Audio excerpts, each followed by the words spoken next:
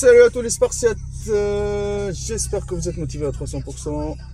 Allez, direction le Maître Cal Gym avec la Spartiate mobile. Comme d'habitude les amis, aider les gens à devenir la meilleure version d'eux-mêmes, ça c'est hyper important quand on est des passionnés. Je vais mettre le téléphone ici, j'espère que vous me voyez bien. Alors les Spartiates, j'en profite aujourd'hui, bon on va baisser Alonso là. Regardez le matin il est déter. Alors je vous explique les amis, nouvelle playlist. Dans cette nouvelle playlist, j'ai décidé les amis de parler d'une histoire plutôt, ça s'appelle Histoire d'un dopé. Mais le but, les amis, avant tout, c'est, comme on dit, c'est la prévention. D'accord? C'est la prévention avant tout. Ça veut dire que, à travers, là, cette année, je fais 24 ans de muscu, à travers toutes ces années de muscu, j'en ai croisé des mecs qui se dopent, les amis. Il faut dire la vérité, hein. Voilà. Après, il y en a plein qui disent la vérité, il y en a qui sont hypocrites, qui veulent pas le dire. Chacun fait ce qu'il veut de sa vie, d'accord. Peut-être pour se protéger. Vous savez très bien, les amis, le dopage est puni par la loi. Le dopage est illégal en France et vous pouvez aller en prison, avoir beaucoup de soucis avec ça. Bon, il y en a plein qui ont échappé à ça, mais il y en a plein qui ont eu des soucis. Voilà, c'est pour ça que je n'inciterai jamais personne à se doper. Je n'inciterai jamais personne à, entre guillemets, jouer avec sa santé juste pour gagner un pot de whey et les mérites de certaines personnes ou juste pour avoir à faire le kéké dans la salle de bain ou sur la plage. D'accord? Le but de cette playlist-là, déjà, c'est de parler, toujours comme d'habitude, hein, Maître Cal, il parle sans langue de bois, dire les choses. À travers mes 23 ans de muscu, et surtout, j'en ai fait. Hein. J'ai croisé des gens en Allemagne, j'ai croisé des gens en Espagne, j'ai croisé des gens quand je faisais mes compétitions qui étaient dopés, qui parlaient ouvertement, j'ai croisé des gens dans les salles de sport, partout. Je ne juge personne, je suis personne pour juger, mais voilà, je me permettrai pas, mais les amis, chacun est libre. Moi, je suis là pour donner des conseils, surtout vous dire, les amis, faites attention à votre santé. Ça, c'était la petite introduction avant de commencer. Chaque fois, c'est une petite histoire, les amis. Voilà. Aujourd'hui, on va parler de l'histoire d'un dopé et ce qu'on appelle le surdosage. Le surdosage, les amis. Il y en a plein, les amis, qui ont cru que le dopage, c'est comme des M&M's. Ça veut dire quoi, des M&M's? Ça veut dire que tu manges quand tu veux, tu t'envoies ça, et c'est bon, tu gonfles, t'exploses. Ça ne fonctionne pas comme ça. Mais est-ce que vous savez ce qui se passe dans votre corps, déjà? C'est ça, la vérité. Moi, j'ai rencontré une personne, voilà, très jeune, et sur Paris, et qui me disait, moi, bon, voilà, moi, je touche pas aux injections, parce que j'ai peur des aiguilles, j'aime pas, c'est dangereux. Il te dit c'est dangereux, mais en contrepartie, qu'est-ce qu'il te dit? Moi, les euros, c'est facile. Avaler, pour lui, c'est moins dangereux que se piquer. D'accord? Ouais, se piquer, c'est clair que tu t'envoies une aiguille, c'est chiant, mais bon, voilà. Certes, aussi l'aiguille, aussi c'est plus efficace parce que ça va directement, voilà, dans le sang, etc. Mais vous savez, les amis, quand vous allez vous faire soigner à l'hôpital, vous avez un petit souci, etc. Directement, les amis, la perf, les aiguilles, c'est voilà, c'est le rituel habituel des hôpitaux. Bon, donc cette personne-là, elle me disait à ces moments-là qu'elle prenait du Dianabol. Dianabol, c'est très nocif, très nocif parce qu'il fait plusieurs passages dans le fond. Et le truc, c'est avant de se doper, il me parlait, il me disait, Maître Cal, moi je pense que je vais faire une petite cure de Dianabol parce qu'on m'a dit avec le Dianabol que je pouvais prendre. Bon voilà, il était tout maigre. Voilà, il a fait même pas 6 mois de muscu déjà qu'il pensait atteindre son potentiel naturel. Ça c'est la chose déjà, la première faute que moi je validais pas. Déjà je validais pas d'entrer sans choix. D'accord? Deuxième chose, voilà, comme ça, si vous aussi vous êtes dans le même contexte que cette personne-là que j'appellerai X, parce que je suis pas là pour balancer, voilà, chacun est parti dans son coin, j'ai même plus de contact avec, mais il regarde mes vidéos en plus, je pense, donc il va se reconnaître. Et j'espère qu'à travers l'expérience que lui, il a eue, au moins, je vais faire profiter des gens, ils vont renoncer à se doper et qui vont prendre soin de leur santé parce que le bon Dieu nous a donné un corps pour en prendre soin et non le maltraiter, les amis. Bon, en gros, il m'a dit, voilà, je pense vraiment me doper parce que franchement, je pense que je vais pas réussir à prendre de la masse facilement. Nanana. Mais t'as fait quoi, toi, déjà? Est-ce que tu sais bien manger? Pas de réponse. Est-ce que tu sais bien t'entraîner? Voilà, il m'a dit j'essaye de chercher des programmes, etc. Donc il a pas usé son potentiel naturel en quelque sorte.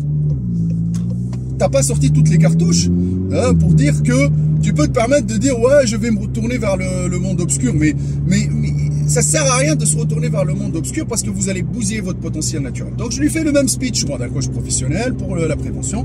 Il a fait ce qu'il voulait. Bon, en gros. Il a fait sa petite cure. Je crois que je l'ai revu peut-être 2-3 mois après. Et franchement, bon, il était un peu gonflé. Mais moi, je voyais qu'il y avait un peu plus... Les muscles, ils étaient remplis d'eau. Il y avait beaucoup de rétention d'eau. Vous savez très très bien que le Dianabol, il fait de la rétention d'eau et tout. Que du muscle, tu vois, sec, visible et tout ça. C'était pas de la qualité. Bon, pour lui, il était bien. Mais déjà, en 3 mois, il commence à me dire... Bon, maître Oukel, tu veux la vérité, je commence à stagner, ça me fait chier, etc. Et là, les amis, l'être humain, il veut toujours plus. Que vous êtes, vous abusez de tout. Le médecin, il vous prescrit, par exemple, une gelule de Doliprane, vous allez en prendre 2. Il vous prescrit un traitement, vous allez en prendre plus. Peut-être ça va aller plus. T'as mal aux dents de ouf, tu prends pas le dosage prescrit, tu prends 2. Toujours abusé. Mais ça, votre corps, il est en train de l'encaisser. Et comment il va le dégager? Il va le dégager en fièvre, en beaucoup d'effets nocifs. Donc il me dit, bah là, avant j'étais à 40 mg, maintenant je vais passer au double. Je lui dis, moi mon frère, déjà là c'est pas mal, déjà stop là, c'est bon. Et vous voyez que là, pour rentrer dans ce milieu et sortir de ce milieu, c'est très compliqué. C'est très compliqué. Dans un autre épisode, on parlera d'une connaissance que je connais, et on parlera du mental, de l'importance du mental dans ce milieu. Bon les amis, j'en étais où? Ok. Donc déjà, ça veut dire que l'être humain, il est jamais satisfait. Donc là, vas-y, il va encore commander des boîtes et des boîtes et des boîtes et des boîtes. Il m'a dit, bon, voilà, ça va, j'ai l'appétit assez ouvert, j'ai pas de problème, voilà, je sens pas d'effets négatifs, etc. Bon, ok. Là, les amis, ce qu'il a fait, c'est que, il m'a dit, ouais, j'ai pris 6-7 kilos en 2 mois, un truc comme ça. Voilà, ok. La diète, est-ce que la diète, elle est carrée? Il m'a dit, j'essaye, mais je bouffe de tout. Voilà, donc là, les amis, déjà, on part avec une cartouche dans les pieds. Et on parlera dans un autre épisode par rapport aux gens.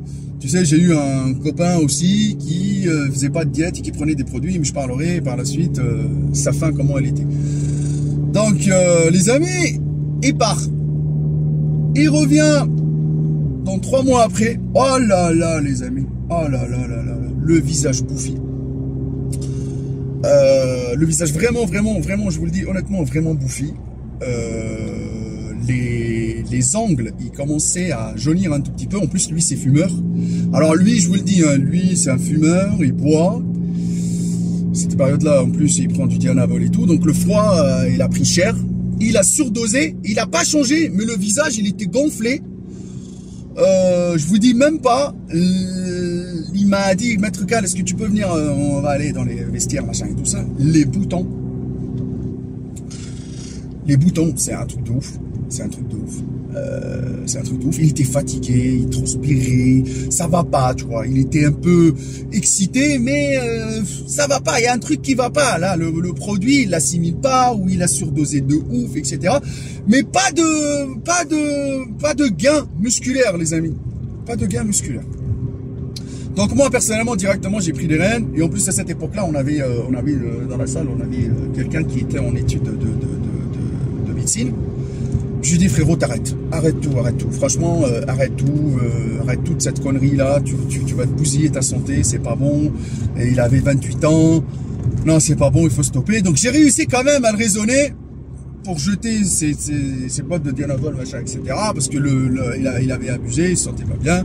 Et je pense qu'il y avait quelque chose qui soit à la diète, ou soit ça va pas dans sa tête, ou ça va pas dans sa vie. Mais par contre, les effets, on les a vus.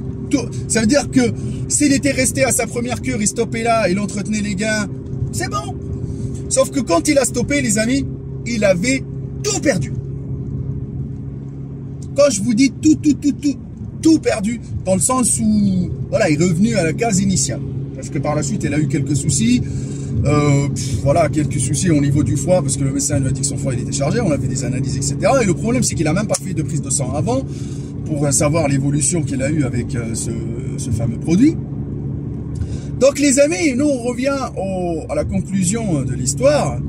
C'est quoi? C'est que s'il avait resté au d'usage premier, il aurait pu faire sa petite cure, gagner un peu et stopper là. Et moi je lui ai pas conseillé déjà.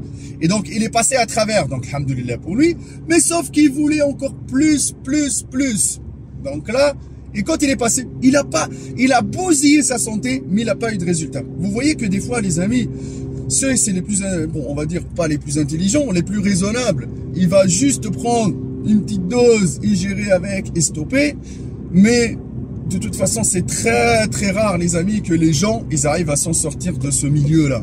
Je vais être honnête, hein, d'accord? Donc, lui, après ça, il a tout arrêté. La vérité, je ne sais pas après ce qu'il a fait, parce que ça fait quand même un bon moment qu'on ne s'est pas vu, je pense une dizaine d'années là, 10 ans que je ne l'ai pas revu, mais franchement je lui souhaite la santé, je souhaite que il a continué à s'entraîner surtout.